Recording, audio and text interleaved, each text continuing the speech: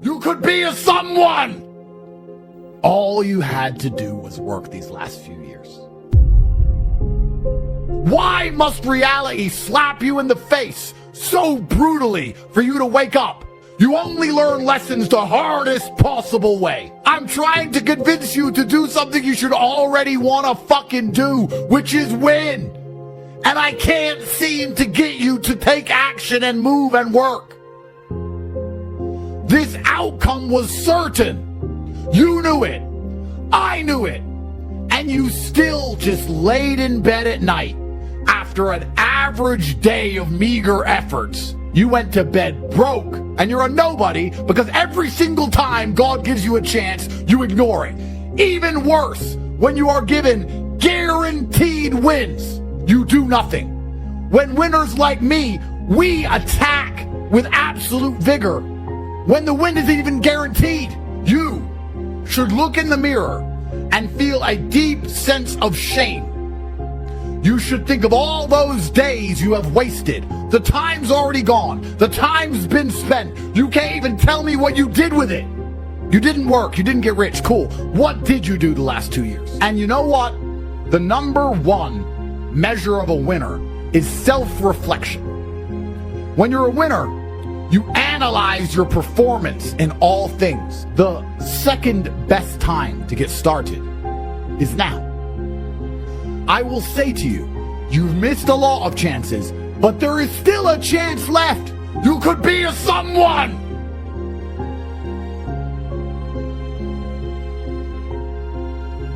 All you had to do was work these last few years. You could be a millionaire.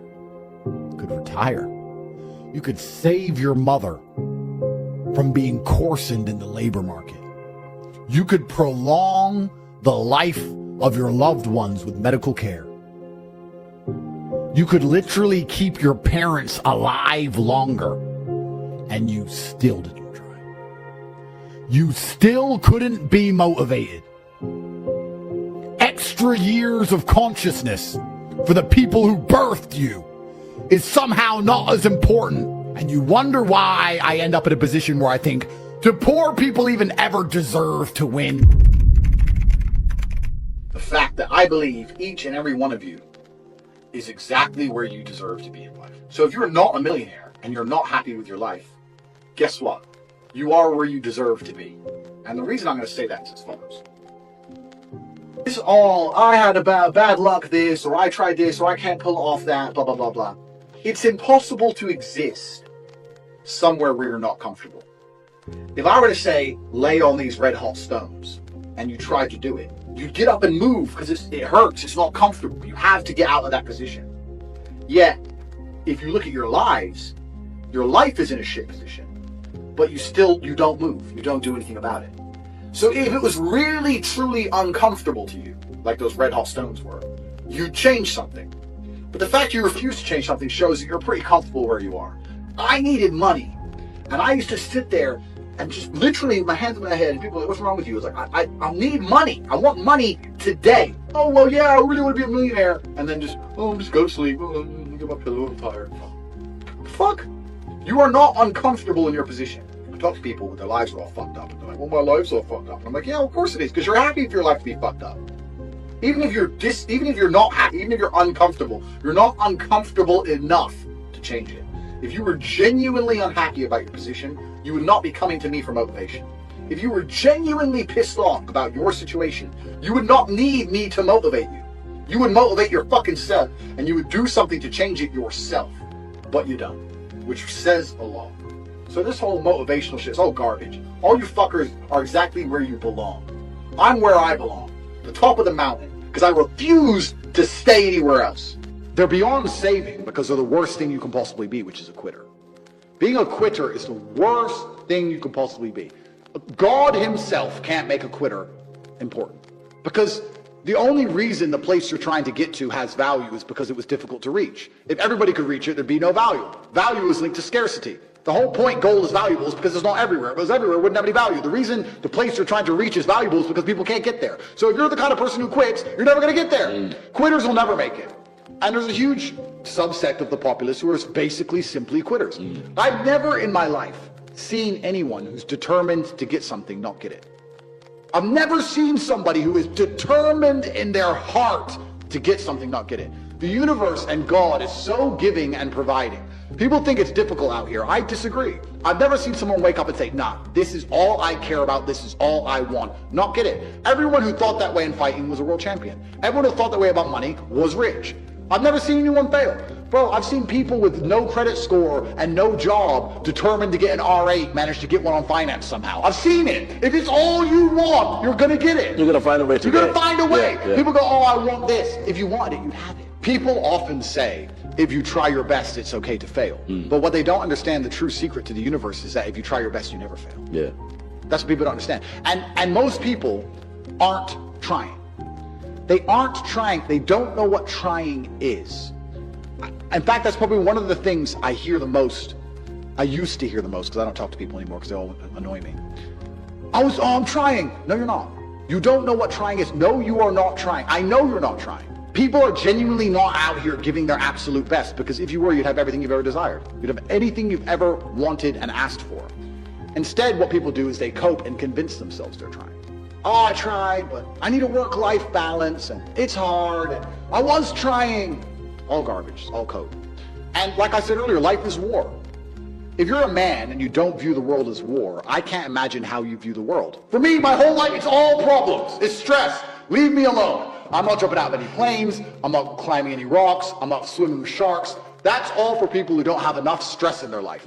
If you wake up and decide you want to swim with sharks, you are lacking stress, which means you are not trying very hard. Because if you were trying your absolute best and you were important, the last thing you would want to do is go swimming with sharks. You must be out of your mind.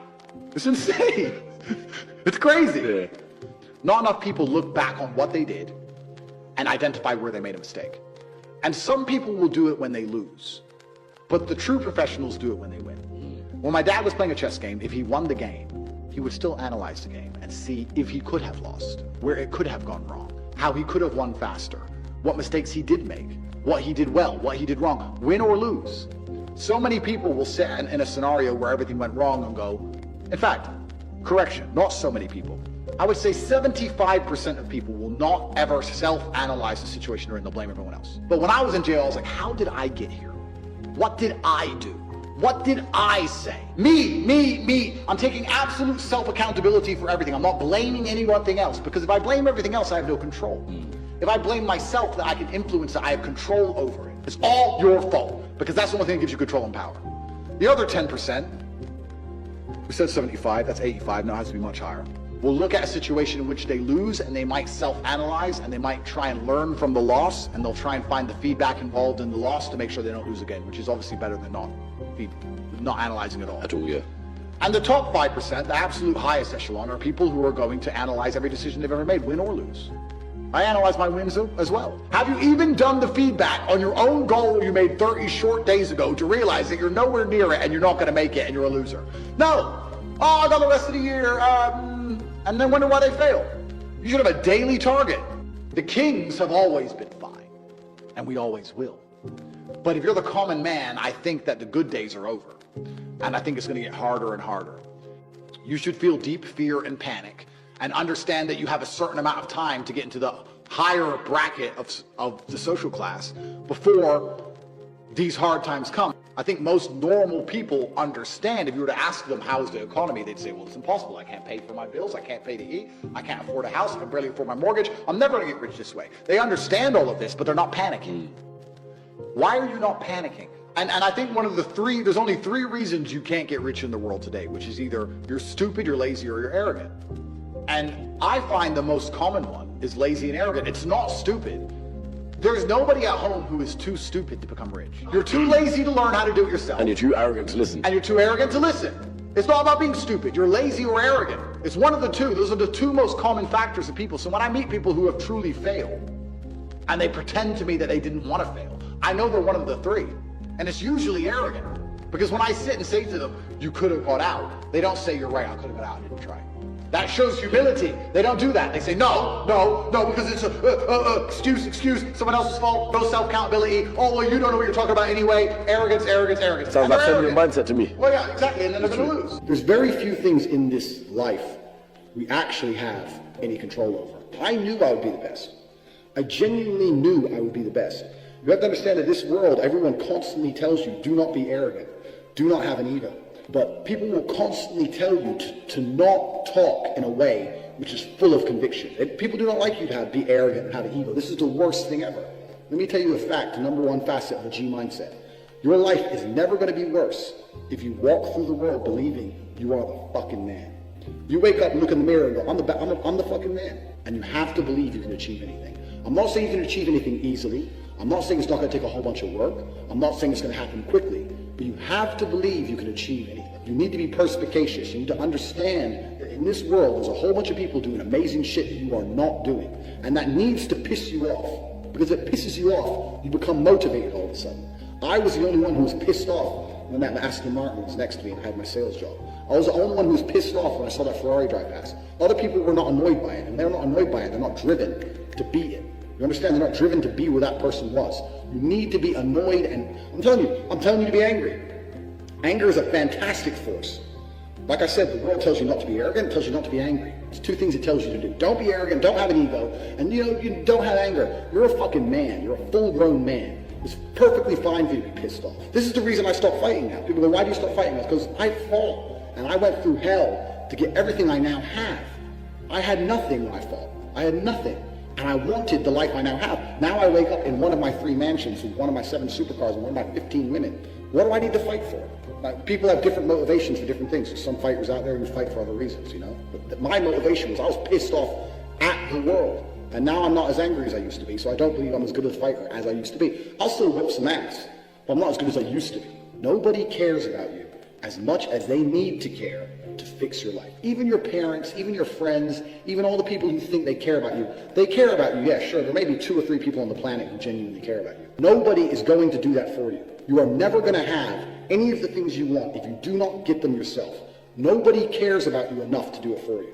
This is absolutely true. So I'm rich not because of money. I'm rich because I've been through a whole bunch of shit. Like, I don't see anyone else on the planet richer than me because they're either too old or their life's been too easy. Like, I've had a very, very unique life, very, very eclectic life. I was born with the best possible start a man can have, which is good parents and no money. I've made all of my money completely myself the hard way. And I state that without arrogance. I don't mean to be arrogant, but I am a realist. And as a realist, it would be absolutely unprofessional for me to sit here and pretend I'm not an exceptional human being. Because I am. And a lot of those things I did myself. And some of them were God-given. But the ones that weren't God-given was because I put myself through hell. I put myself through hell because I decided to throw comfort away. For 10 years of my life, I was never comfortable. You're not supposed to be comfortable. You were never evolved to be comfortable. You're supposed to be uncomfortable. Right. And if you make yourself uncomfortable constructively, it's very easy to be anything you want. You know what you have to do. You're right. If you had to become the most dangerous, intelligent, respectable man on the planet, you know you're supposed to go to the gym. You know you're supposed to train, learn how to fight. You know all these things. You don't do them. That's your decision. It's your prerogative. I didn't make that choice. I made the choice to do it all. I decided all of that. And every single man watching this can do the exact same thing. And me as a man, when I put myself through hell, when I have had such exacting, such stringent standards for myself, why would I then have less exacting, stringent standards on the people I meet? I believe that the most important thing you can do as a man is to gain control of your mind. Once you have control of your mind, life is so ridiculously easy. It's so ridiculously easy. It's so easy to be in. People say to me, Tate, you're in good shape, but all you do is drink vodka and travel the world. You're never even home. You never even have a gym. How do you do it? It's ridiculously easy if you control your mind. If I decide to do 1,000 push-ups, I'll do them. Maybe I have to do them one at a time. Maybe I'll get tired. Maybe I need a break. I'm going to do 1,000 because I said I'm going to do 1,000. It's not fucking hard. Everyone knows what they're supposed to do. Once you control your mind, it's easy, right? You miss that girl, you're upset, you miss her with all your heart, da-da-da. But once you realize she's gone, if you control your mind, she's gone now. She's gone now, I'm going to miss her. That's a shame. Off to the gym. You either control your mind or you don't. And all of these things stem from the same problem. It's something you can do. It's something that is learned. It's something that is taught. But it's something that I needed to survive. So for me, it's easy, right? It's all I've ever known. Conquest is all life's ever been for men. This is what men have an innate desire to conquest, to conquer. Only thing that's going to make you intrinsically happy is conquest. Nothing else. If you're depressed, it's because you don't conquer shit. Conquer something. Get up and do it. It doesn't have to be a negative at all. You can do it in a very, very positive way. You can have a positive impact on the world. I like to think that my impact on the world's been positive. I've conquered the whole fucking internet, and I've done it in a positive way. I'm helping the world. Goals are something you put on the wall to motivate yourself, right? Right. Goals are motivating. So if you want to buy a car, you put the car on the wall and it motivates you to go to work to get the car. So that's a goal. Goals are for motivation. I don't work on motivation. I work on discipline. So I don't have a set goal. I just get up and do what I know I'm supposed to do. I don't work to try and afford that car. I work because I'm supposed to work. And then I can already afford that car and another one and another one and a boat and a plane and a house and another house and a land. And I just work. I do my work. That is my duty as a man, is my duty to God. I train the gym. It is my duty to God. I do my duties to God. I fulfill my duty. I'm an old school gentleman of honor and respect. I do what I'm supposed to do. I don't have any particular set goals. Anything I decide to do or want to do, I can do instantly. And if I can't do it instantly, I can do it pretty fucking quickly. I don't need goals in that old traditional sense. I do what I'm supposed to do. Wow. It's not a matter of how I feel or how I'm motivated. If I was depressed, it's impossible, but if I was depressed, my life would be, and the day-to-day activities would be exactly the same as if I was ecstatically happy. You wouldn't be able to see a difference. I'd be up at the same time. I'd be in the gym the same. I'd be doing the same shit. Those are my duties to God. How I feel has nothing to do with it. Completely unrelated. How I feel is unrelated to my duties to God. They don't change based on how I feel. They're the same. And they will be completed because I refuse to fail God or my bloodline. There are duties that men must fulfill, whether to God or to your bloodline.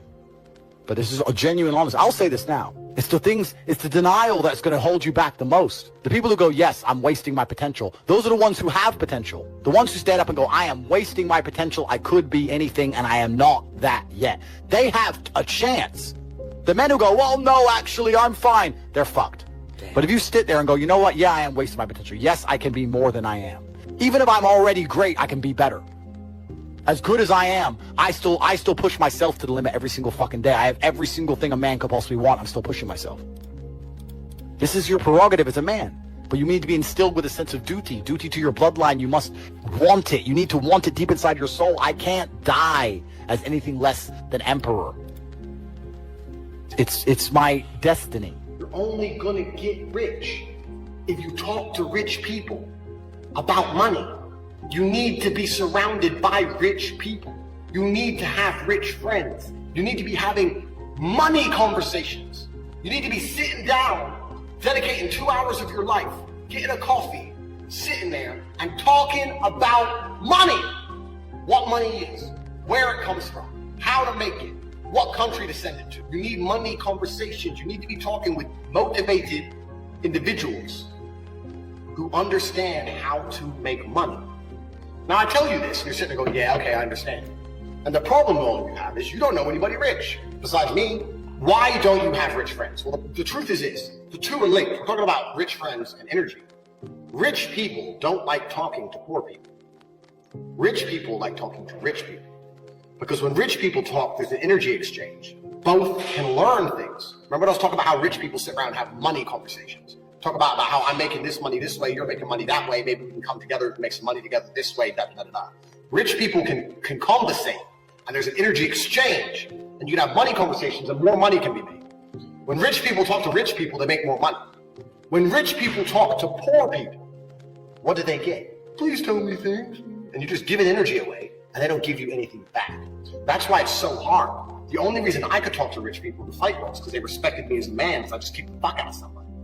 So they'd respect me enough to talk to me because I'd shown them ferocity and the heart of a lion. So they're like, okay, let me talk to this man. So this is a very important point. You're not going to find rich friends easily as a broke boy.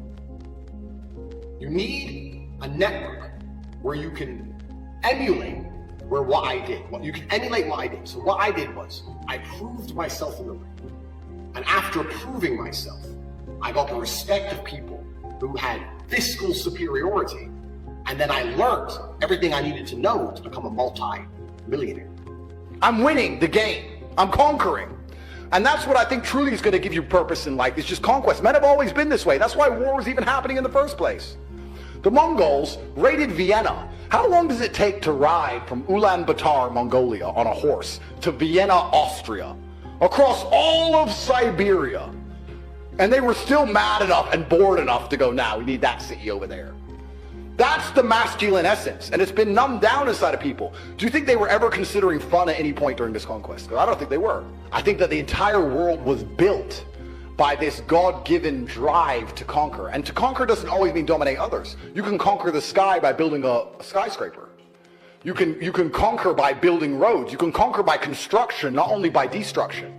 You conquer by turning up to a new territory and having a beautiful family and creating children. Creating a circle is ultra important.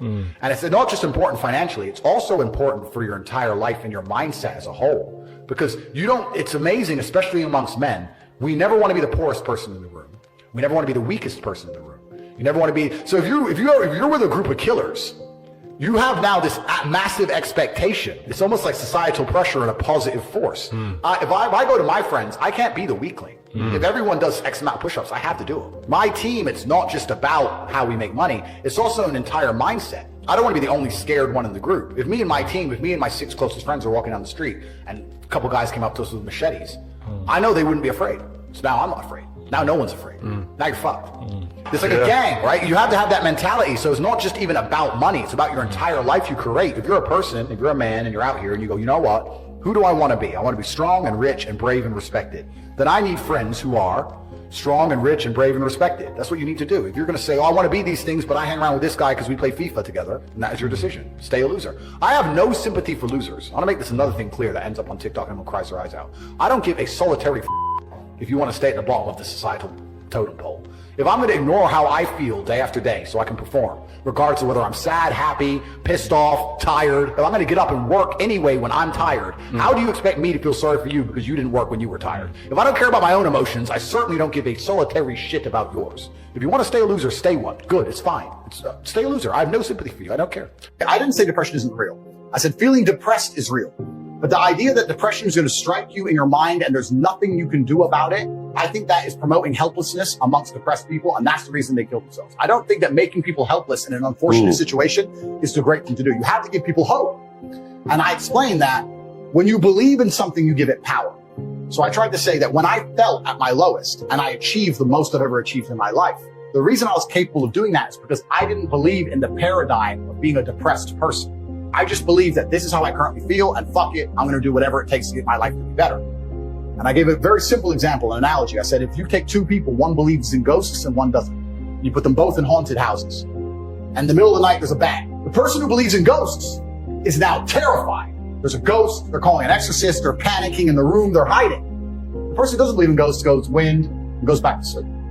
It's the same noise, it's the same scenario, but it's the belief in their mind that it ruins their life. It's the belief in their mind that turns against them. And I've said this many times.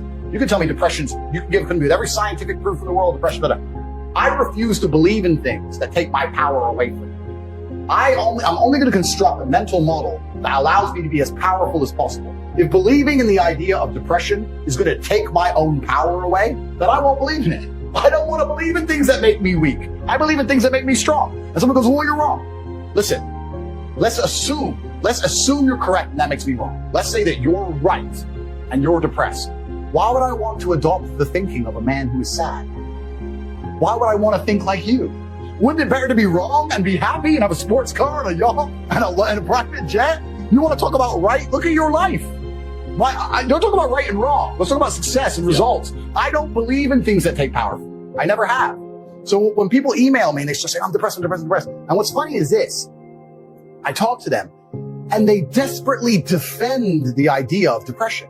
I'm like, my friend, you just told me you're too depressed to be successful and depression has destroyed your life and you lost your girl. I'm telling you that the enemy in your life isn't real. And you're now sending me 10 emails a week trying to convince me that your enemy is a real thing. Why are you sticking up for your enemy? This person, whatever it is, this idea destroyed you and you're putting your energy into defending it. You should be on my team. Whose team are you on here? You want to sit here and convince me? I'm never going to believe you. I'm never going to adopt your thinking because your life is not successful enough for me to emulate. So why don't you try to adopt my way of thinking? Stop defending this. And they're defending it because it's a cure-all excuse. Depression or sadness is a cure-all excuse for men to use for failure. I have failed. This is why they say I don't believe in men's mental health, or the man who's depressed can't compete with the man who's not depressed. This quote. I say, listen, you get to roll out be fat, be out of shape, be broke, be unimportant with no girlfriend. And instead of the world thinking you're a loser, you get to say, I'm not a loser, I'm depressed. It's a shield. Yeah. And I say, that's why you don't want to lose your shield. Because now you have accountability, now you have performance to cop out. Fuck it off. We're not about that. We're talking about success here. Get rid of your excuses, stop defending the thing that's ruined your life, and get to fucking work. And every time anyone has ever listened to me in history, ever, every single one of them's transformed their lives and messaged me positive messages afterwards. Every single fucking time. That's why I'm antidepressant. Because that pill ain't gonna fix you the way becoming the man you wish you were is gonna fix you. It's crazy. And then they're gonna take one little soundbite. Tate doesn't care about mental health. He thinks depressed people is that it's some bullshit. And they're gonna apply it to me. I really do believe, and I state this almost with a degree of achievement, I'm the most misunderstood man on the planet. I really believe I am. It's crazy the level. There are people out there who truly believe I am evil, and I'm nothing close to it. I'm one of the most compassionate people you could possibly meet. I think that when you believe in things, you give them power. It's amazing how you can self-hypnotize. I'm not saying feeling depressed is not real. Everyone feels depressed. I'm saying the idea of depression as something you cannot control is a dangerous idea and paradigm. If you're depressed and sad, you only care about yourself. You don't care about your community or your family. You don't care about the world. You do not stand up for anything. You're depressed because your reality is depressing. The truth is, if I lived the reality that most of these depressed people live, I'd be depressed. Your reality is depressing. You wake up, your wife doesn't love you, your kids don't respect you, there's no milk in the fridge, and you're almost dead. Of course you're depressed. You're running out of time. The depression is something deep in your heart and soul telling you that you need to change things. That is the unlimited trauma, the power I was talking about earlier that you can take all of that depression and convert it into unlimited energy to fix your life. Energy cannot be destroyed, it can only be converted. Take the depression and turn it into motivation. And all of a sudden, you'll see how fantastic your life is. Having no hope will prevent you from fighting back. If you do not believe in depression, like I do not believe in depression, no matter what bad things happen to me and how bad and depressed I feel, I know I can fix it. That will make me fight harder than if I believe I cannot fix it. I am better at fighting the idea of being depressed. If I am better at making myself feel happier, if I am better at regulating my emotions by not believing in an idea, then I'll continue to stay wrong. I do not believe in things that take power away from me. I believe in things that make me more powerful. I will not sit here and start believing in ideas that are going to reduce my competence. I don't believe in it because I am more competitive in this realm. And for the people who believe, if you and I go through the same terrible experiences, the same level of heartbreak and trauma, I guarantee your belief will destroy you when mine won't. And why would you believe in an idea that is against you? I talk about this all the time. People say I've had a traumatic life. I say, well, then you're very, very fortunate. You had a traumatic life. Now, you may have misused that trauma. You may have misplaced it. But every single man of value went through trauma, and they went through pain. It's going to be painful to get strong, painful to get rich, painful to become important. It's going to be painful to become good with women. Your heart's going to get broken a bunch of times. You have to be prepared for the pain. If you're not ready for pain, you're never going to be anything that matters. So Justin just absolutely and utterly nailed it. My kickboxing coach used to say to me, I used to come in the gym, say, what do you hate the most? And I said, I hate running. He said, okay, you're going running. I say, why? He goes, because whatever you hate is what you need. Whatever you hate is what you need. I wanted to spar, bad work, pads, no problem. Running, I didn't want to run, but that's what you need. And that's what life's about. You're not going to be able to go through life avoiding pain and also becoming a man of quality. You're going to have to be that guy who's been through so much shit that he can wake up and go, this ain't nothing. This ain't nothing compared to back then. This ain't nothing compared to that time. You know, and if you're not going to be that guy, then you're going to always suffer the consequences of not being that guy. There's pain to become important, and there's pain in not being important. So you have to make a choice. So I think Justin absolutely not only nailed it. I think his answer is even better than mine could be. You need to find something you're afraid of, find something that could hurt you, and go do it. And that's one of the great things about being young, right? You're basically superhuman. Stop talking, start listening, get out there, get hurt, get the fuck back up. And there's a degree. There's also something I want you to comment on from the football perspective, but there is a degree of wisdom that comes from physicality. I learned a whole bunch of shit about the world from just having my ass kicked. I would say the number one thing that will tell me how successful a person will be, especially as a man, is their stress tolerance. Yes. You're not going to have a big life without big problems. You're not going to be important without 4 girlfriends, 22 cars, 3 businesses. Fuck, your phone ain't going to stop. It's going to be stressful. Banks are going to get frozen. Money's going to go missing. You're not going to have a big life that's a calm ocean. You need to learn to just surf the waves and laugh. Because most people just collapse under the pressure. Stress tolerance is a massive